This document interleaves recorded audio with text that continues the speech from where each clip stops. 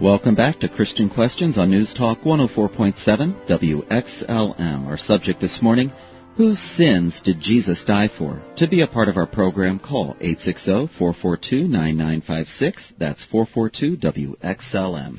And again, Jonathan, this is an important question because when you look at Christianity, Christianity is divided into many denominations, and I think all of these denominations have slightly different takes on the answer to this question when you really think about it, or the application, I should say, of the answer to the question. So we're beginning by looking at the beginning, and so far we've identified one small ray of hope in the middle of a world gone bad. Now, the world gone bad, you've got 100% of the people in the world gone bad. Adam and Eve, okay? Yes. You're 0 for 2. That's not a good thing. But in the context of that, you have this ray of hope given in when Satan is given his penalty to say that the seed of the woman is going to bruise your head. And Satan as a serpent, the bruising of the head of the serpent. That would be death. That would be death. Well, Rick, we do have a call. Welcome to Christian Questions. This is Jonathan and Rick. Who are we speaking with? It's Randall. Good morning, Randall. Good morning, and you don't look 50 at all. Well, thank you so much. I don't even know what 50 is supposed to look like, but believe me, guys, if you could see Rick in person, you would think he's like a teenager. Hey, he's my new best friend. Wait a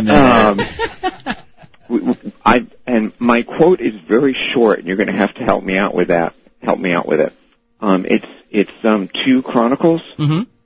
And it's describing a battle that's taking place, but I don't really think it's about the battle. The quote is, "Do not fear or lose heart at the sight of this vast multitude, for the battle is not yours but God's." And I think that is actually prophesying Jesus' war against sin and Jesus' sacrifice. Well, and I think that's a good point, because what it does is it says that when you look at sin, it is an overwhelming battle with overwhelming odds.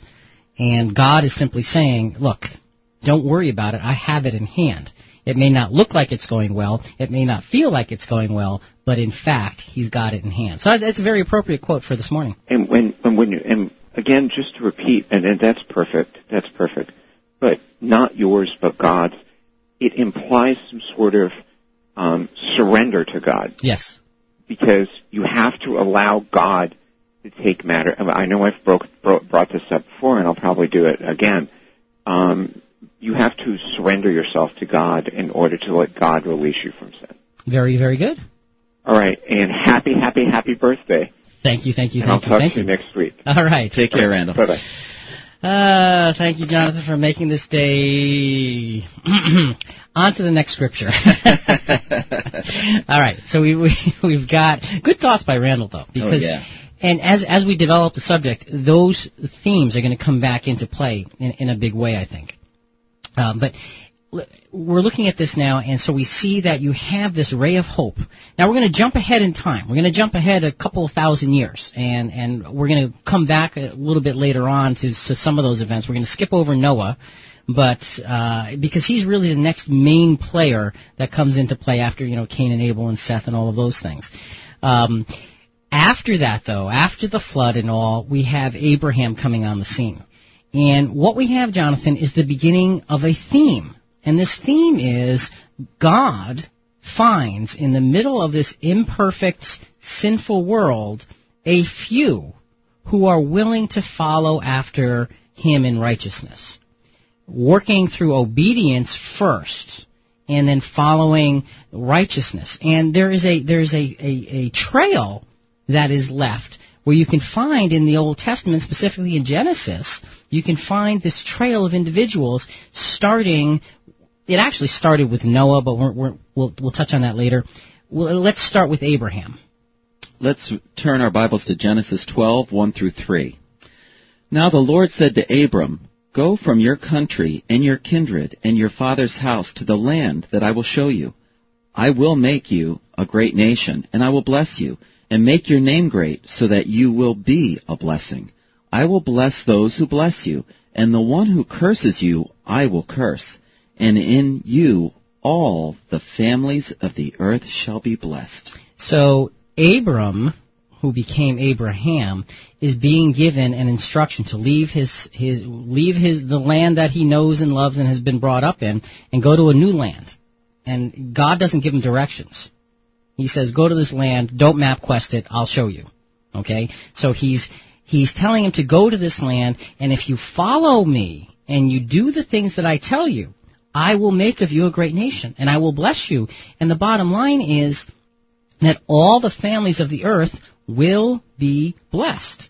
Now, God reiterates this promise to him many times, as we will see, and it becomes a generational thing. But this is a unique promise. It is. And that all the families of the earth would be blessed. Now, this promise, think about this, because remember we had that one ray of hope. Back in Genesis 3? Right, where you have the seed of the woman will bruise the serpent's head. It talks about the seed, the offspring of the woman.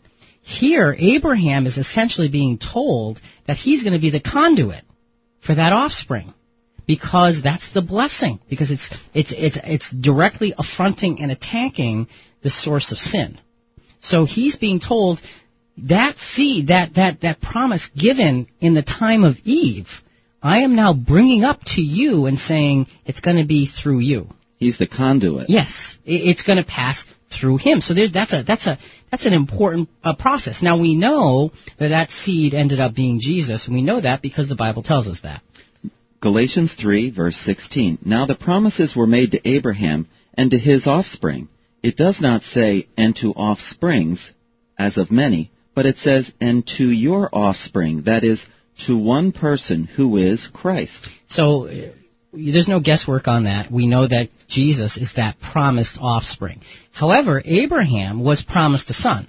Mm-hmm. And you think about it, if he's given the promise of this seed, this child that would end up blessing through him all the families of the earth, and he goes all these years without having a child, and then he has that promised child, you'd think that he'd think that, wow, quick answer. Even though it took his lifetime, it was a quick answer, and that Isaac would have been the promised seed. And in a sense, he was, because he was a picture